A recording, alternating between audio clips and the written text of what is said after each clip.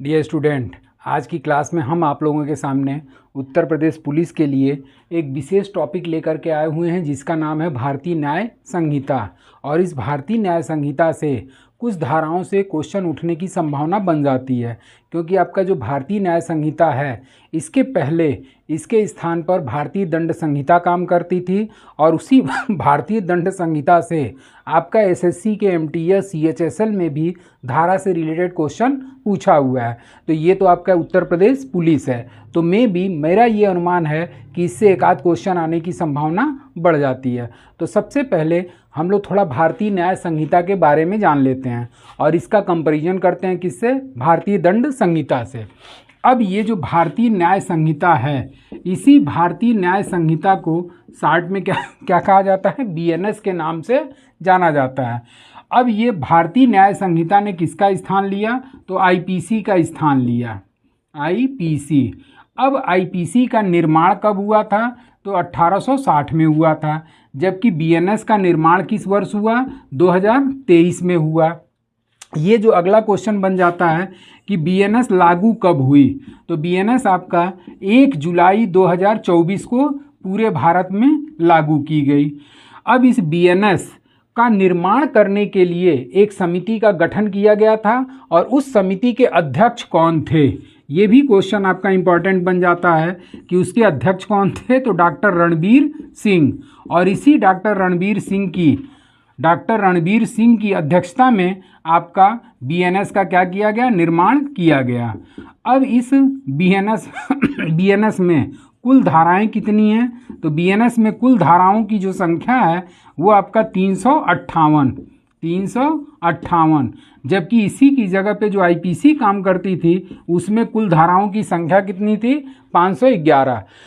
अब इस 511 से सीधे 358 कैसे हो गया, तो ये इसका मतलब ये नहीं कि भारत में अपराध कम हो गए हैं, अपराध कम नहीं हुए हैं। जो धाराएं आपका आईपीसी में अलग अलग दी गई थी, जैसे चोरी की परिभाषा अलग दी गई थी और चोरी के लिए दंड अलग दिया गया था, हत्या की परिभाषा अलग दी गई थी, हत्या के लिए दंड अलग दिया गया था, अपहरण के लिए आपका परिभाषा अलग किया गया था। तो मतलब परिभाषा और दंड दोनों क्या क्या था, अलग अलग था।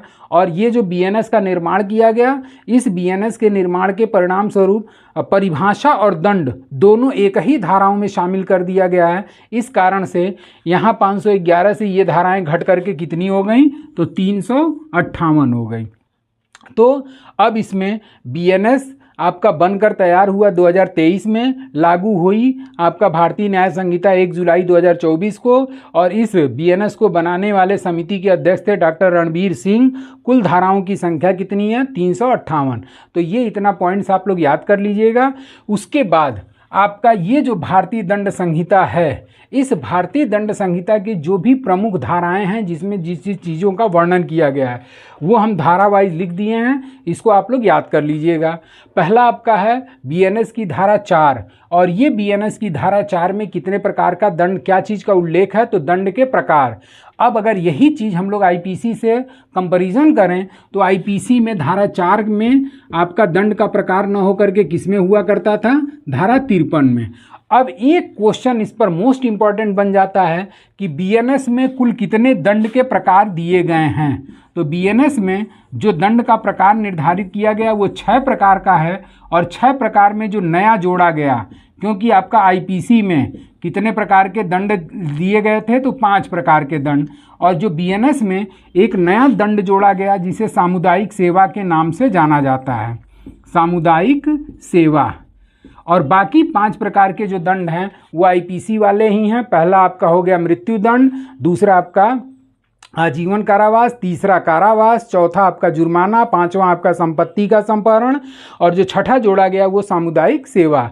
तो इस तरीके से बीएनएस की धारा 4 में दंड के प्रकार दिए गए हैं। उसके बाद से धारा 20 में यह है कि 7 वर्ष से कम आयु के बच्चे द्वारा किया गया कोई भी कार्य अपराध की श्रेणी में नहीं आता।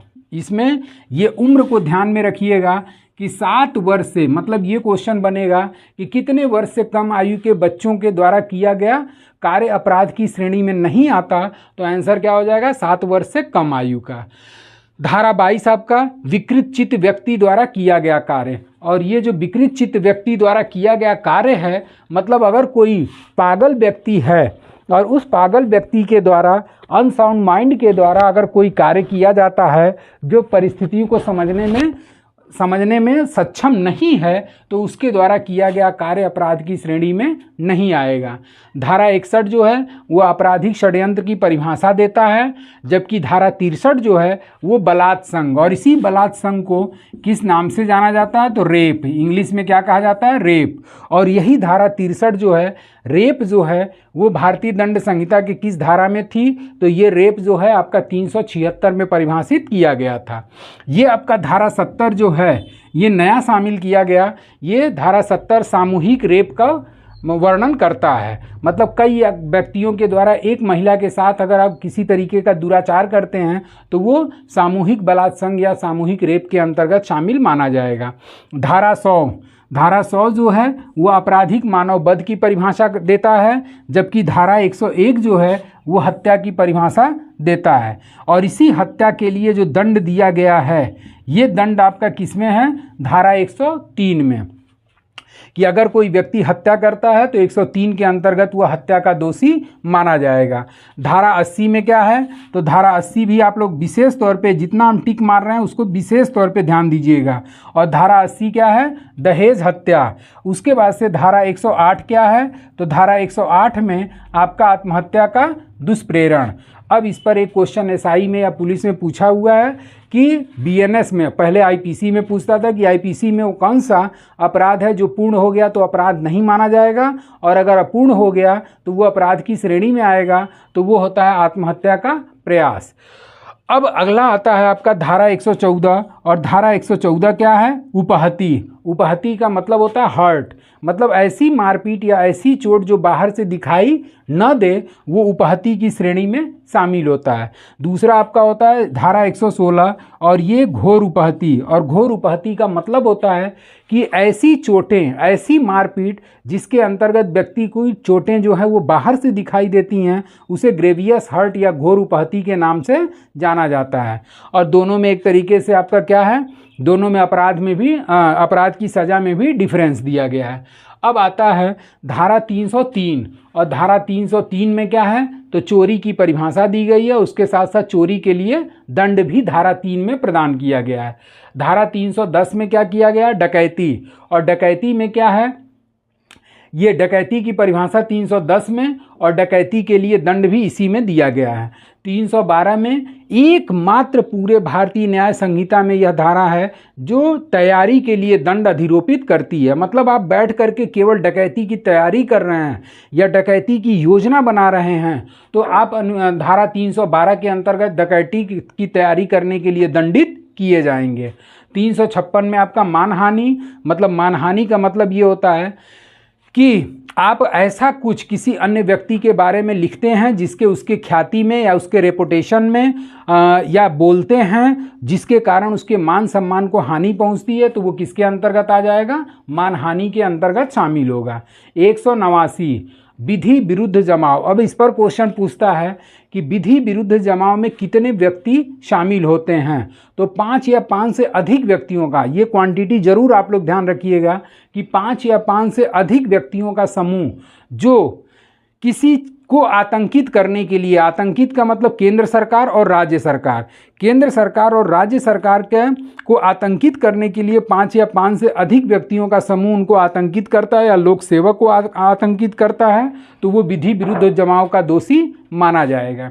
191 में क्या है, बलवा करना। और बलवा करने का मतलब क्या हो गया कि यही विधि विरुद्ध जमाव के सदस्य अगर बल या हिंसा का प्रयोग करते हैं, यानी कि 5 या 5 से अधिक व्यक्तियों का समूह, विधि विरुद्ध समूह जो है वो बल या हिंसा का प्रयोग करता है, तो वो किसका दोषी माना जाएगा, बलवा का दोषी माना जाएगा।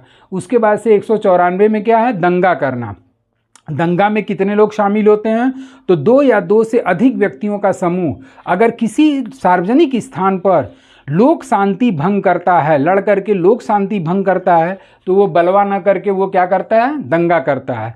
मतलब लोक शांति भंग का मतलब गाली गलौज जो है वो दो लोगों के द्वारा शुरू कर दिया गया, जिसके कारण सार्वजनिक स्थानों के लोग इकट्ठा हो गए और लोक शांति क्या हो गई, भंग हो गई। तो वो बलवा ना होकर के क्या होगा, दंगा। दंगा में कितने व्यक्ति, 2 व्यक्ति। बलवा में कितने व्यक्ति, 5 या 5 से अधिक व्यक्तियों का समूह। विधि विरुद्ध जमाव में कितने व्यक्ति, तो आपका 5 या 5 से अधिक व्यक्ति का समूह। तो इस तरीके से ये भारतीय न्याय संहिता का जो भी 10, 15, 20 धाराएं हैं, उसके साथ साथ इस टॉपिक को आप लोग जरूर तैयार कर लीजिएगा। एक आध क्वेश्चन इससे भी बनने की संभावना बनती है। तो आज के लिए बस इतना ही। Thank you so much.